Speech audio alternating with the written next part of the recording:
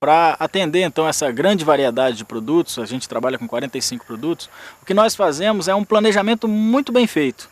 Porque eu sei, por exemplo, qual a quantidade de produto que eu preciso ter toda semana para atender esses clientes.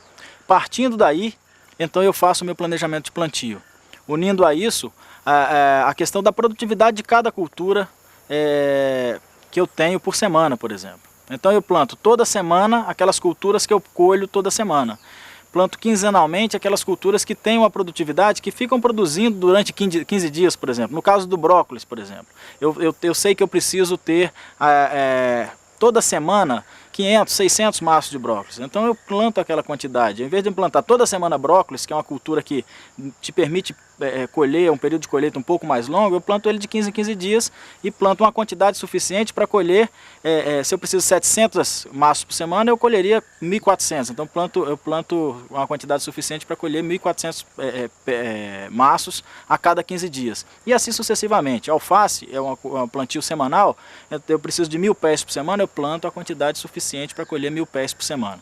E assim em todas as culturas.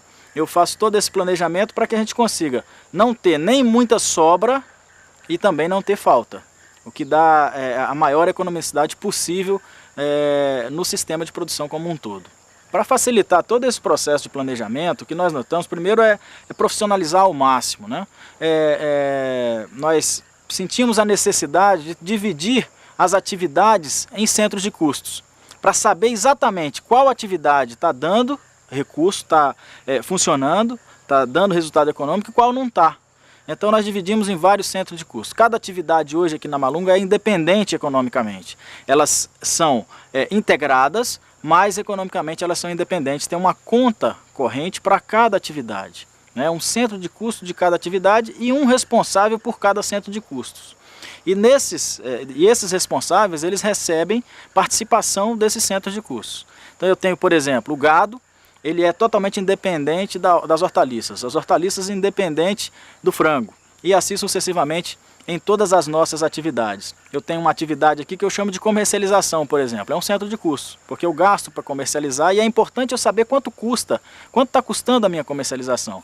Então todo o custo de comercialização é separado nesse centro de custos de comercialização. Dessa forma a gente consegue realmente um planejamento com a separação de custo de atividade por atividade. Então eu sei quanto custa a minha atividade de horta, se ela está dando lucro ou não, quanto custa a minha atividade de gado, se ela está dando lucro ou não.